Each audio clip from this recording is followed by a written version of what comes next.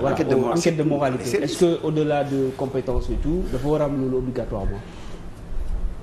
Bon, pour dire que c'est-à-dire qu'il y a un débat qu'il faut poser. C'est l'administration publique. Elle n'est pas privée. L'administration publique, balaa nga ci dugg elle est encadrée. Ni ñuy waxee président il nomme à tous les postes civils et militaires. C'est dans la Constitution, c'est vrai. Mais cette loi-là, elle est encadrée. Même le président de la République, il ne prend pas qui il veut, comme il veut, non. Dans l'administration, quel que soit le poste, il y a une procédure. Quel que soit le poste. Mais maintenant, nag suñu demee ci l'administration centrale, modèle état bi ñu yore, mënoo occuper une fonction sans le diplôme, sans l'expérience, sans la confiance, sans la capacité.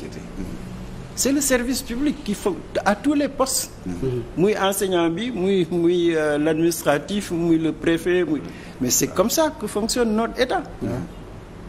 Maintenant, difficulté bi ñu am, c'est que depuis le Parti socialiste, on a un problème institutionnel. C'est-à-dire que administration bu ñu bëgg, parti yi nanguñu loolu. Parce que man maay chef de parti ma nekk président de la République. ma tànn ki ñi ma tànn ñëpp ci sama parti la ñu jógee. Je ne respecte pas la constitution. Je ne respecte pas l'administration. C'est ça la difficulté qu'on a. C'est-à-dire comment maintenant distinguer le parti et l'État. Gis nga enquête de moralité. Pourquoi c'est important? Mais parce que l'enquête de moralité, c'est pour l'administration, c'est différent de l'enquête de moralité dans les partis. Parti amul benn moralité. da nga bëgg a wax kon waruloo jël ko bokkat parti quoi. Non, il faut distinguer. Am nga sa parti ba pare. Sinon kon ñoom dañuy liggéey ak ñi fi nekkoon. Non, attends, ce que je veux dire, c'est très simple. L'administration publique, elle n'est pas privée. Mais man mën naa nekk ministre. su ma doom dem jàngi. mën nañu wax suma doom du bokk ci administration parce que man ministre la mais xanaa on ne réfléchit pas. Il y a combien de médecins qui ont leur fils dans la santé. Il y a combien d'enseignants qui ont leur fils dans le corps enseignant. mais ñi nga xam ne ay ministres lañu ba pare nommé pas président pas décret présidentiel mais nommé par exemple nga nekk ci benn département ministériel mais par exemple sur cabinet bi yëpp daanaka bon am na au moins boo jëlee 10 am na 5 yoo xamante ni sont des membres de la famille. mais ça c'est ça qui n'est pas normal. D'accord.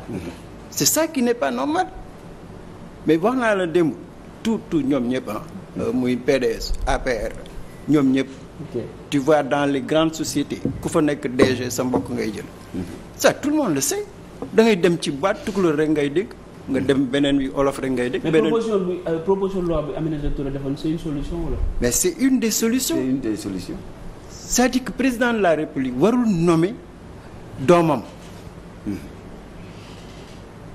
Mais c'est illogique, c'est des conflits d'intérêts que tu peux... Le ministre, il peut pas prendre son fils. Il peut pas prendre son beau-frère.